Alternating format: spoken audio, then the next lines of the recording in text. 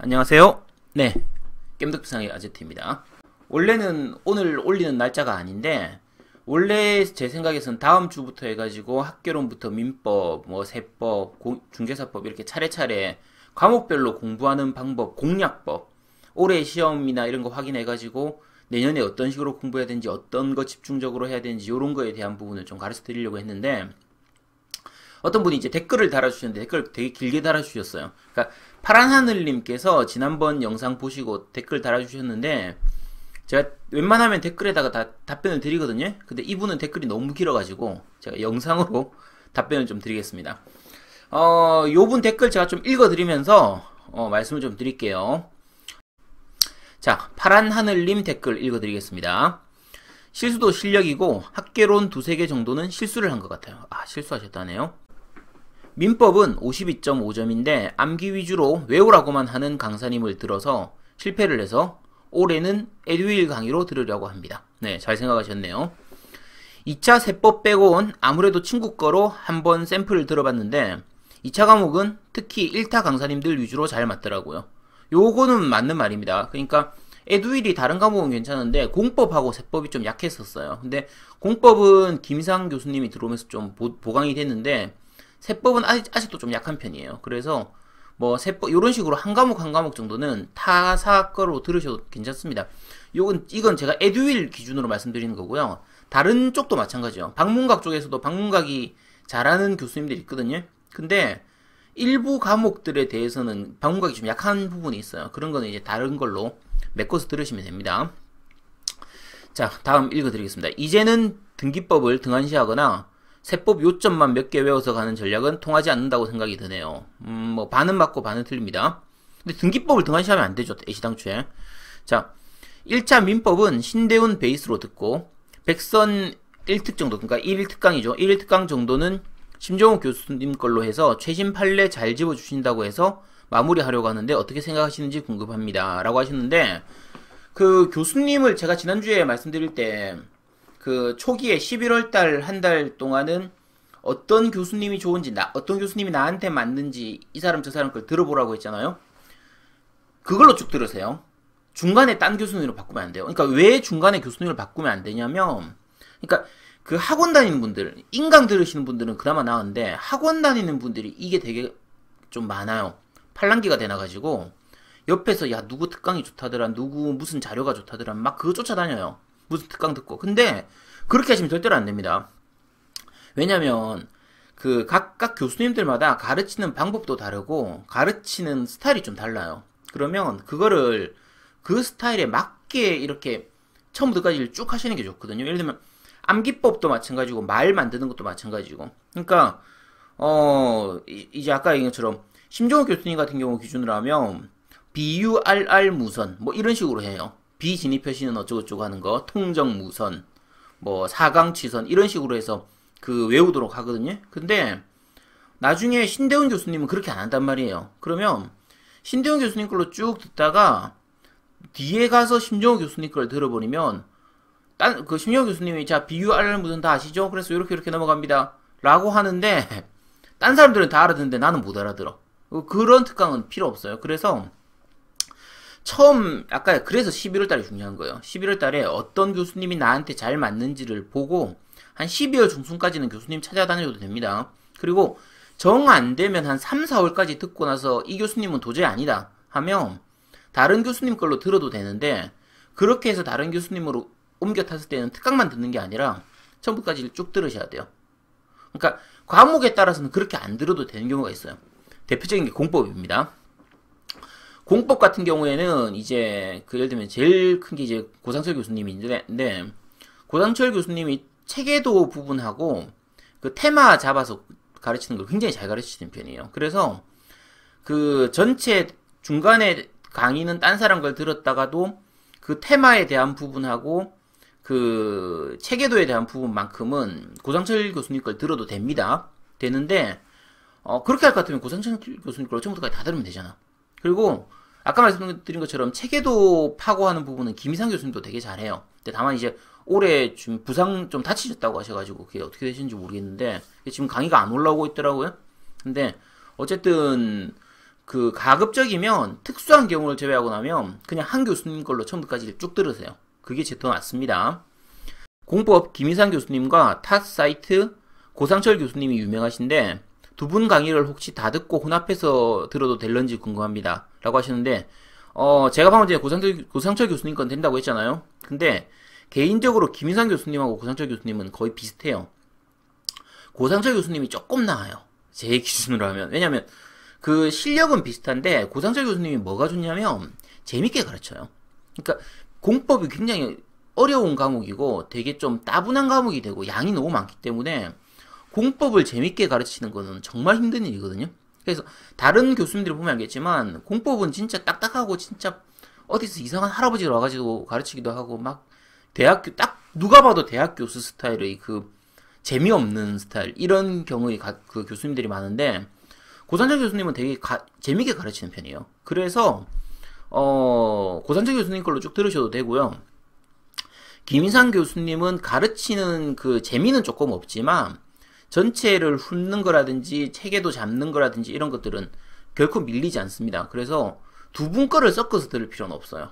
그래서 그냥 두 분 중에서는 한 분 골라서 쭉 들으시도록 하시고 고상철 교수님께 정 궁금하면 나중에 테마 쪽 강의 있어요. 그러니까 공법 같은 경우에는 이제 그 전체 줄기를 잡는 부분도 필요하지만 중간중간에 테마를 잡는 부분이 있기 때문에 그 테마 잡는 부분은 정 듣고 싶으면 시간이 남으면 고상철 교수님 거 들어도 됩니다. 나중에 식곡태라든지 이런 거 시잘부 이런 거 나오거든요. 그런 것들 좀 들으셔도 되긴 돼요. 그건 뭐 편하신 대로 하시면 됩니다. 다른 과목은 안 됩니다. 공법만 그렇게 들어도 돼요. 딴 과목은 그렇게 듣지 마세요. 자, 그리고 뒤에 다시 읽어드리겠습니다. 이분이 질문 되게 많이 하셔가지고요. 공법 같은 경우는 특히 점수가 다 안 나오는 과목이고 공부할 것도 엄청난데 모르는 거 내버려서 막 떨어뜨리는 과목이니 두 분 강의를 취합해서 듣고 단권화가 뭔지 모르겠네요. 단권화시키면 어떨까 생각하는데 어떻게 생각하시나요? 제가 방금 말씀드렸죠. 근데 공법 그렇게 어려운 과목 아닙니다. 그렇게 생각하시면 안 돼요. 공법은 어려워 이렇게 생각하시면 안 됩니다. 공법 그렇게 어려운 과목은 아닙니다. 양이 많아서 그렇지 오히려 그렇게까지 어려운 과목은 아니에요. 자, 밑에 다시 읽어드리겠습니다. 공부 방법은 특히 몰아서 듣는 게 좋은 거에 공감이 되고 그렇게 해야 머릿속에 남더라고요. 지난번에 말씀드린 것처럼 처음부터까지 한 과목 쭉 듣는 게 좋습니다. 특히 학계로는 2개월 지났는데 요약집 한번 보니까 기억이 잘 나더라고요. 그렇죠. 그렇게 쭉 봐두면 한두 달 지나서 봐도 잘 기억납니다. 괜찮아요. 문제풀이 같은 경우에 애매한데 모의고사는 그냥 상반기 한 번, 중간에 한 번, 하반기 한 번 정도 치면 충분한 것 같은데 문제풀이 과정에 있는 문제들과 과정은 따라가야 되겠죠? 네, 따라가야 됩니다. 그러니까 제가 지난주에 문제풀이 많이 볼 필요 없다라고 한 게 문제를 풀어볼 필요가 없다는 얘기고요. 문제풀이 과정은 다 들으셔야 돼요. 문제풀이 과정에서 아까는 좀 직접 풀 필요 없이 답 체크해가지고 답치기로 확인하고 교수님 강의 듣고 그냥 그것만 하시도록 하세요. 정 귀찮으면 답치기도 안 하고 그냥 교수님 강의 바로 들으면서 바로바로 체크해버려도 됩니다. 그래서 직접 풀 필요가 없다는 거지 문제풀이 과정은 다 들으셔야 됩니다. 자, 다음 29회부터 시험이 갑자기 어려워져서 합격률이 쭉 떨어지고 청년고시화되고 이의제기가 엄청나고 청와대 청원도 엄청나더라고요. 실제로도 아시겠지만 엄청나게 어려워졌고요.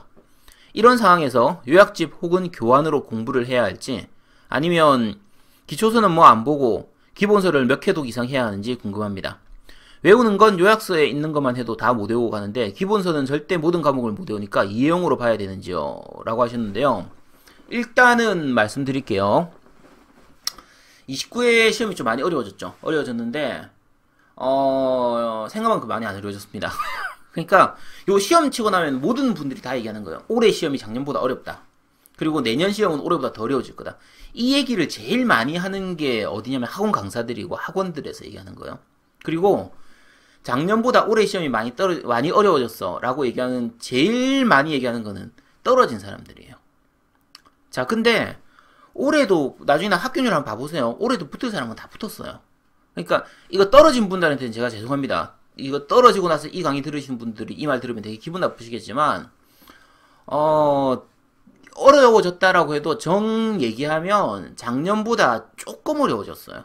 근데 그 지문이 좀 꼬이게 나오긴 했죠. 근데 아주 어려운 문제 몇 문제를 제외하고 나면 나머지 문제의 난이도는 큰 차이가 없어요. 근데 전체 예를 들면 20문제가 나온다라고 쳤을 때 그 중에 어려운 문제가 2문제가 있느냐 4문제가 있느냐는 체감상으로는 난이도가 확 올라가는 것처럼 느껴지게 돼요. 그래서 실제로 아주 어려운 문제는 한두 문제밖에 더 안 들어갔거든요. 근데 아까 말씀드린 것처럼 체감 난이도가 확 올라가게 되는 거고, 진짜 붙을 분들은 다 붙습니다. 붙고, 그 작년하고 올해하고 다르다라고 얘기하는데, 그 부분은 좀 이따 다시 말씀드리겠습니다. 자, 그리고 뒤에 물어보신 게, 기초서는 안 보셔도 되고, 기초서는 그냥 처음 이제 볼 때, 기초 과정 할 때 그냥 머리 푸는 정도로 해서 보는 거고, 제대로 봐야 되는 건 기본서입니다. 근데 기본서는 처음부터까지 정독하는 게 아니고요. 모르는 거 있을 때 그냥 그때그때 찾아보는 거예요. 그러니까 교수님이 교환을 이렇게 주잖아요. 요약서는 보지 마세요. 교환을 보세요. 교환을. 요약집 보지 마세요. 교환을 보세요. 교환을 주면 교환해서 이렇게 보다가 이해가 잘 되는 부분이면 그냥 넘어가면 되고요. 이해가 잘 안 되는 부분이 있다. 그때 기본서 찾아보시면 돼요. 찾아보시면 되고, 전체 과목 중에서 기본서를 좀 많이 봐야 되는 과목은 민법이에요. 민법. 민법은 기본서를 그냥 자주 봐야 됩니다. 밑줄 그은 거 계속 다시 봐야 되고, 필기한 거 다시 보고 이렇게 해야 되는 게 민법이고, 요거는 과목마다 좀 다르거든요. 요 부분에 대한 거는 다음번 동영상에서 말씀을 좀 드리겠습니다. 어쨌든 기본서를 꼭 봐야 되는 건 민법은 좀 자주 봐야 되고요. 나머지 과목은 교환 중심으로 보되 중간중간에 이제 기본서를 확인하는 그 정도로 보시면 됩니다. 제일 마지막 줄에 적으셨는데, 자, 특별한 경우를 빼곤 대형 학원 인강 몇 개에서 선택해서 가는 게 가장 안전하게 합격하는 지름길인 것 같고요. 실제로 강사들별로 진짜 격차가 심한 것 같더라고요. 라고 남기셨습니다. 네, 맞아요. 그러니까 제가 인강이 제일 좋다라고 말씀드린 게, 그러니까 가끔 그런 분들이 있어요. 지난주에 제가 몇 번 말씀드린 건데, 학원을 갈까요? 인강을 들을까요? 하면 학원 가라고 추천하신 분들이 많아요. 그러니까 왜냐면 인강 들으면 내가 집중이 안 돼서 공부가 잘 안 되니까. 근데 그 정도로 집중이 안 되시는 분이면 사실 시험 합격하기 좀 어렵습니다. 많이 떨어질 거예요. 그러니까 인강이 가지고 있는 장점이 훨씬 많기 때문에, 그건 지난번 동영상에서 다 말씀드렸으니까 더 말씀 안 드릴게요. 근데 학원 가라고 추천하시는 거는, 그건 진짜 그거는 같이 망하자는 얘기예요. 그러니까 학원이 장점이 그렇게 별로 없어요. 시간 남아 도는 분들은 해도 되겠죠. 그러니까 제가 누누이 강조하지만 이 동영상은 이제 시간 없는 분들을 위한 동영상이에요. 그러니까 이 동영상은 직장인들이 이제 공부하는 거를 기준으로 말씀드리는 거기 때문에 당연히 학원 갈 시간이 별로 없을 거예요. 그런 분들이 낮 시간대에 직장일 다 하고 밤에 학원 가가지고 공부하려고 앉아있으면 졸려요. 피곤하죠. 당연히 하루 종일 이랬는데 얼마나 피곤하겠어. 그러고 나서 그때부터 뭐 안 됩니다. 그냥 인강 들으셔야 돼요. 그러니까 학원 가시는 분들은, 시간 많은 분들은 그렇게 하시는 거예요. 시간 없는 분들은 그렇게 하시면 절대로 안 됩니다. 그러면 2년 3년 걸려요. 자, 그리고 아까 지난번 시험하고, 자, 요거 잠깐 바꾸겠습니다. 잠깐 자, 다시 돌아왔습니다. 위에 제목 바뀌었습니다. 자, 제일 많이 말씀하시는 것 중에 하나가 29회 시험이 28회 시험하고 많이 달라졌다. 그러니까 올해 시험이 작년 시험보다 많이 달라졌다. 실제로 달라지긴 했어요. 문제 유형이나 패턴은 좀 달라지긴 했거든요. 근데 난이도가 그렇게 확 올라갔냐? 그렇진 않습니다. 조금 올라갔어요. 조금 올라갔는데, 자, 작년보다 시험 난이도는 조금 올라갔는데, 그게 어려운 문제 한두 개가 좀 꼬인 문제들이 좀 섞여서 들어갔어요. 그러면 어려워진 거 맞지 않냐? 아닙니다. 걔들 포기하면 돼요. 걔들 버리면 됩니다. 그러니까 그러면은 이런 분들이 있겠죠. 평균 61점, 62점 나왔을 분들이 한두 문제 어려운 게 섞이는 바람에 58점, 59점 이렇게 평균이 그렇게 돼가지고 떨어졌다. 그럴 수도 있겠죠. 그분들은 정말 아쉬울 겁니다. 근데 61점, 62점으로 합격은 해가지 마세요. 그냥 65점 받으면 되잖아. 65점을 목표로 했었으면 난이도가 좀 높아져가지고 62점, 63점으로 떨어지더라도 합격이잖아요. 65점이든 62점이든 둘 다 합격이니까. 근데 아슬아슬하게 61점, 62점 될 사람이 난이도가 조금 어려워져가지고 59점, 58점 돼서 떨어질 수는 있겠죠. 그런 분들이 지금 집회하고 이렇게 하시지 않습니까? 이의 제기하고 하면서 이제 제발 한 문제만 올라가길 바라면서 근데 여러분 그렇게 하지 맙시다. 여러분은 그렇게 하시면 안 돼요. 여러분 65점, 70점을 받으면 될 거 아니에요. 그렇게 받으면 금방 한두 번이 어려운 거 나와도 전혀 문제가 없어요. 자, 그러면 말이 쉽지. 65점 누가 받기 싫어서 안 받나? 니 안 받아봐라. 네, 저는 받았지만요. 네. 근데 학원인에서 얘기하는 게 작년하고 올해하고 이제 공법이 달라져야 된다고 하던데요. 이렇게 얘기하시는 분들이 있어요. 달라져야죠. 당연히 달라져야 됩니다. 학원은 지금 몇 년째 계속 그런 공부법을 하고 있다니까? 저는 다른 공부법으로 지금 가르쳐야 되는 거잖아요. 그러니까 달라지기 위해서 이 지금 동영상을 보셔야 되는 거예요. 그러니까 자, 학원에서 맨날 그 문제풀이 중심으로 하고 예전 기출문제 중심으로 하고 기출문제대로 안 나온다니까? 그럼 기출문제를 너무 많이 볼 필요가 없잖아요. 최근 2, 3년 것만 보면 됩니다. 더 볼 필요도 없고요. 그러니까 대략 기출문제는 어떤 유형으로 나오느냐 이걸 보기 위한 거지. 그 막 기출문제 달달 외우고 뭐하러 외우고 앉아있습니까? 그걸 왜 외우고 그걸 외우고 있어요. 기출문제 외워야 되는 과목이 있어요. 중개사법만 외우면 됩니다. 나머지 과목은 전혀 필요 없어요. 상관없고요. 작년하고 올해하고 달라져야 된다. 어쩐다는 제일 많이 얘기하는 게 학원인데요. 학원은 작년하고 올해하고 안 바뀝니다. 거기서 거기에요. 그래서 그럼 그렇게 생각할 수도 있겠죠. 저는 28회 작년에 시험 쳤으니까 니는 29회 시험 안 쳐봤지 않냐고. 니가 쳤으면 29회 붙었겠냐고. 붙었을 겁니다. 제가 그 1, 2차 두 개 합해서도 그렇고요. 평균이 한 84점, 85점 정도예요. 제가 찾아봤어요. 자, 제 점수 요겁니다. 제 점수. 점수표요, 여기. 점수표 여기 올려드릴게요. 자, 올해 문제가 시험 어려워졌다고 했죠. 제가 제 공부법으로 해가지고 요 점수가 나왔거든요. 자, 그러면 작년에 쳤으면 요 점수인데 올해 쳤으면 떨어졌을 것 같아요? 안 떨어집니다. 합격해요. 평균 점수 2, 3점 이렇게 떨어질 수는 있겠죠. 많이 떨어져도 5점 떨어졌다 칩시다. 그래도 합격이에요. 10점 떨어져도 합격입니다. 그러니까 공부법만 잘 잡고 하면 한두 문제 어려워지는 건 전혀 신경 안 써도 됩니다. 자, 그리고 아까 어려운 문제가 그럼 끼면 어떻게 하느냐? 포기하면 돼요. 버려야 돼요.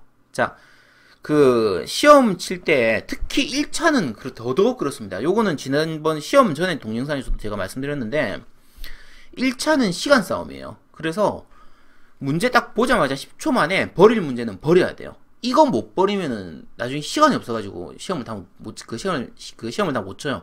시험 망칩니다. 자, 제가 부동산 학개론 기준으로 실제로 부동산 학개론은 올해 시험 문제가 그렇게까지 어렵진 않았어요.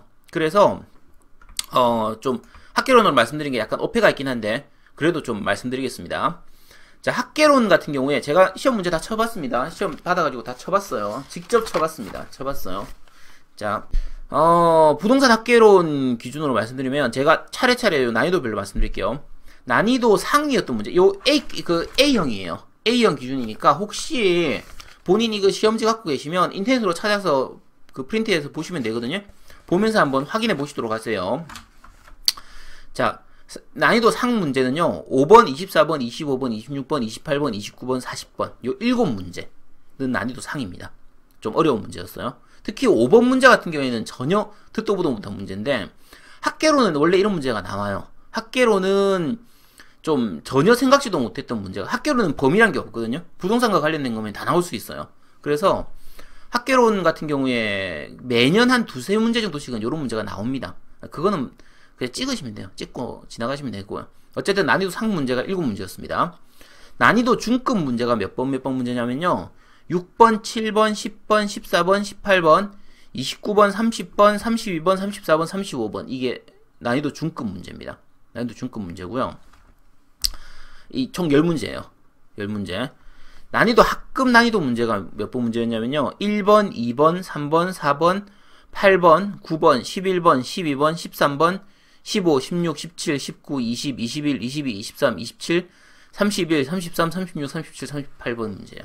총 23문제입니다. 옆에 다 적어드렸어요. 여기 옆에 다 적어드렸습니다. 요거는 난이도 학급 문제예요. 그러니까 난이도 학급 문제가 23문제였어요. 난이도 중급 문제 10문제, 난이도 상급 문제 7문제. 그러면 난이도 학급 문제를 다 맞춘다고 치면 23문제예요. 난이도 상하고 중을 찍어도 확률상 17문제이기 때문에 확률상 찍어도 한 3문제는 맞게 돼 있어요. 운 좋으면 4문제. 그러면 합격이죠. 합격입니다.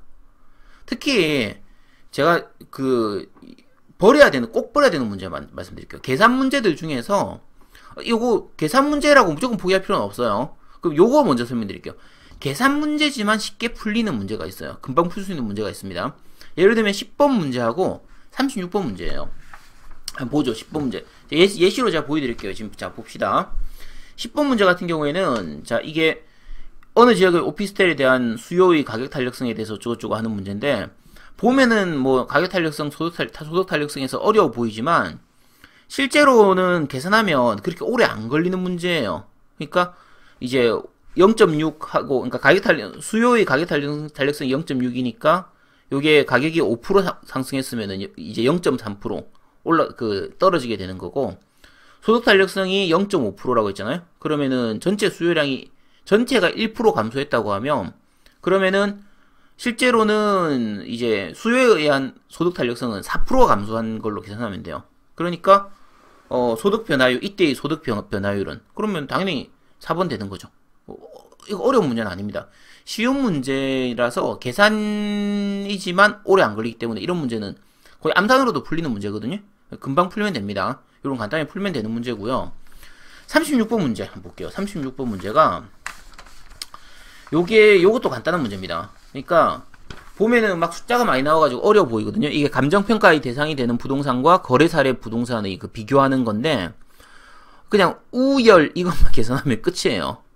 그러니까 5% 우세한 거 위에 첫 번째가 5% 우세함. 그럼 1.05예요. 그 다음에 3% 열세함. 앞에 글자 다 필요 없어요. 3% 열세함. 13% 나누니까 0.97이죠. 그러니까 왜냐면 5%니까 아까 5% 우세한 거면은 105%가 되잖아요. 그 다음에 3% 열세함. 그러면 97이 되는 거예요. 그 다음에 다시 4% 우세함. 나머지 동일하잖아요. 그럼 4% 우세함 하면 104가 되는 거예요. 그러면 105 곱하기 97 곱하기 104 하면 딴 거 필요 없고 1059 땡땡땡땡 이렇게 나오게 됩니다. 그러면은 4번 1059예요. 곱하기만 하면 되는 거예요. 그래서 이거는 실제로 계산 문제처럼 보이지만 계산 문제가 맞긴 한데, 계산기 있으면은, 계산기 없으면 좀 어렵겠죠? 계산기 있으면은 뭐 1분이면 풀리는 문제입니다. 그래서 이런 문제는 풀어도 돼요.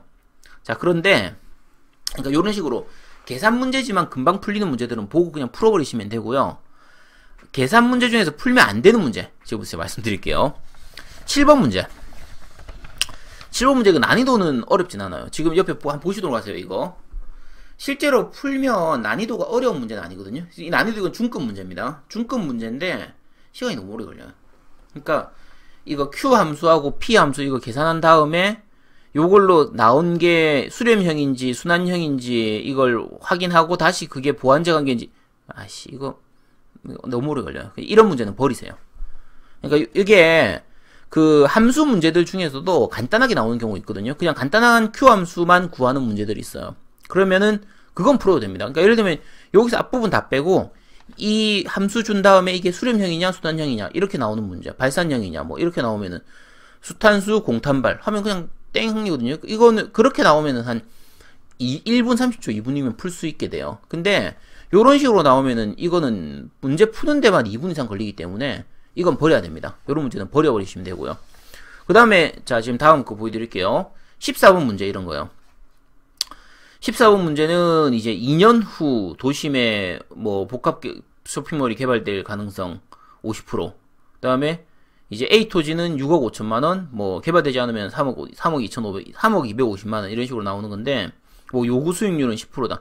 요 문제 같은 게 사실 약간 복잡한 게 요구 수익률을 10%로 해놨는데 실제로는 2년 후기 때문에 10% 곱하기 다시 10%가 돼야 돼서 1.212 곱해야 되는 거예요. 그게 약간 좀 복잡한 부분이었는데, 근데 문제 자체도 이것도 마찬가지로 난이도는 중급입니다. 풀려고 하면 풀 수 있는 문제예요.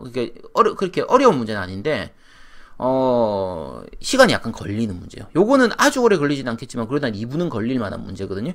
요 문제는 시간 되면 풀고 아니면 버려야 되는 문제예요. 14번 문제는 그런 문제였습니다. 자, 그 다음이 24번 문제. 24번 문제는 요것도 마찬가지예요. 요거는 난이도 자체가 약간 높아요. 그러니까 순영업 소득 고르고 그다음에 부동산 가격 상승률에다가 나중에 팔았을 때 이자율 계산하고 이제 원리금은 만기 일시 상환하고 뭐 이거는 상관없지만 그래서 난이도 자체도 약간 어렵고요. 타인 자본을 활용하는 경우와 타인 자본을 활용하지 않는 경우에 대해서 따로 계산해야 되기 때문에 그러니까 자기 자본만 할 거냐 아니면 그렇게 할 거냐 요걸 따로 계산해야 하기 때문에 요거는 난이도 자체도 약간 높고 계산하는데 오래 걸리게 돼요. 이것도 2분 넘게 2분 30초 정도 걸릴 만한 문제거든요. 풀려고 하면. 그러니까 요런 문제들은 버리면 되죠. 이건 난이도 상급입니다. 24문제 이런 거는 그냥 버려야 되는 문제예요. 버리는 문제고 28번 문제도 마찬가지예요. 자, 28번 문제 보여드릴게요. 28번 문제 같은 경우에도 자, 다음 자료를 활용하여 산정한 순소득 승수, 채무 불이행률, 세후 현금 흐름 성수를 순서대로 나열하는 것을 세 개를 다 골라야 되죠. 세 개를 다 찾아야 될 거 아니에요. 그죠? 그럼 총 투자액, 지분 투자액, 버려버리세요. 참고로 그 투자론 중에서 부동산 투자론은 좀 약간 어려워지게 돼요. 그쪽은 이제 감정평가론 이쪽으로 가면 어려워지기 때문에 요거 어차피 계산할 시간이 없기 때문에 다 버려도 됩니다. 요 파트 부분은 뭐 지분 투자율 계산하고 무슨 승수 계산하고 어쩌고 저쩌고 말도 잘 귀에 안 나왔잖아. 버려버려도 상관없습니다. 이거 다 버려도 돼요. 이거 다 버려도 합격할 수 있다니까요. 합격할 수 있어요. 또 포기해야 되는 문제 말씀드릴게요. 34번 문제.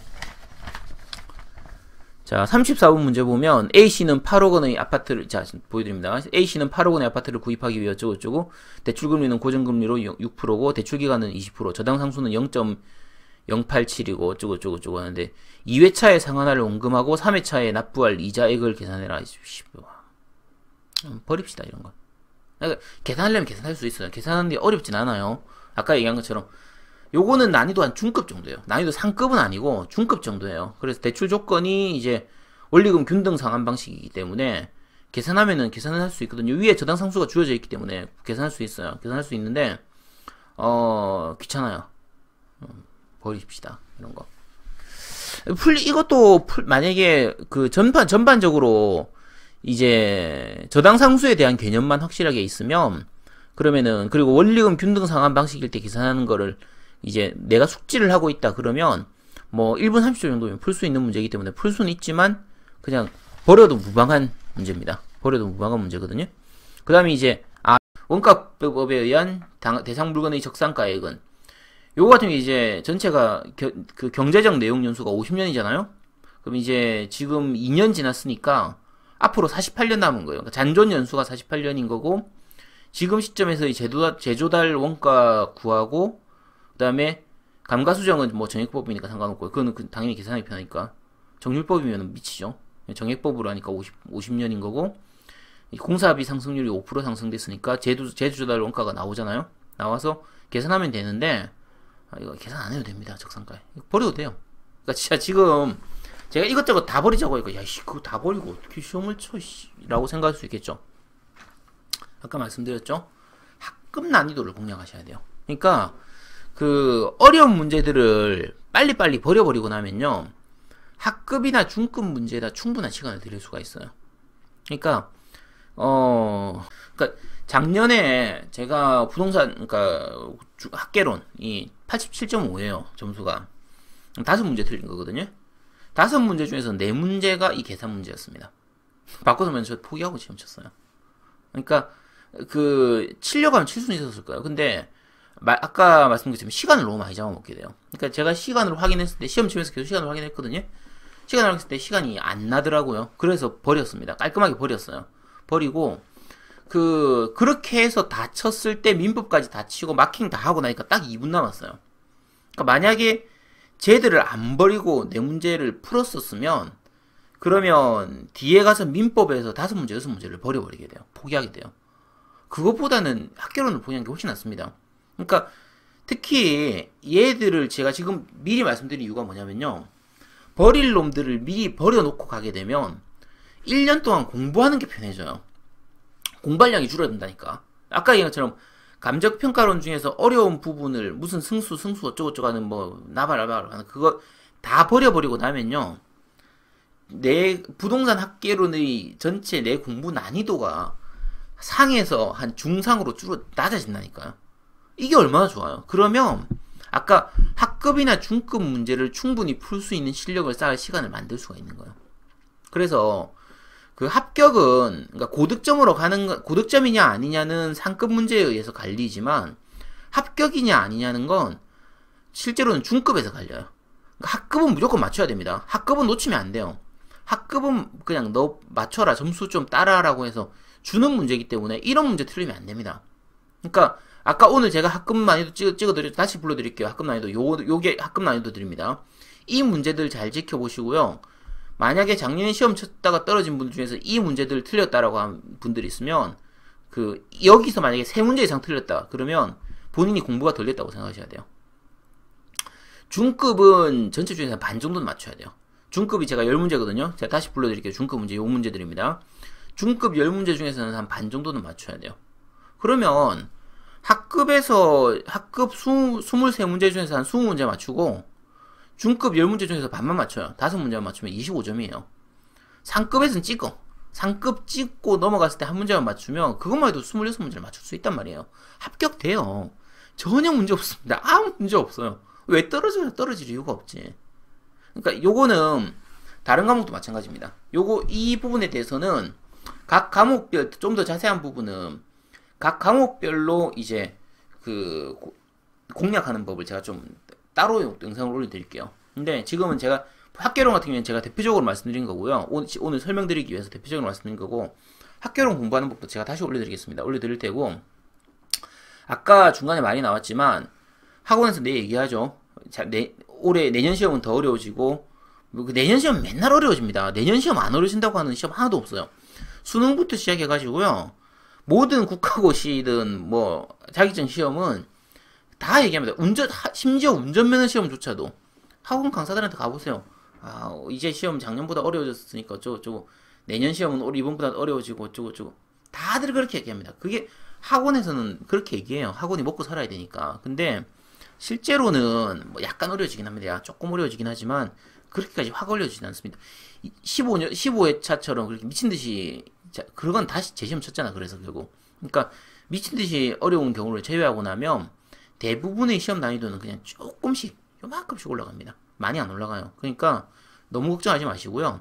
그냥 본인 할 것 충실히 하면 됩니다. 그냥 말씀드렸잖아요.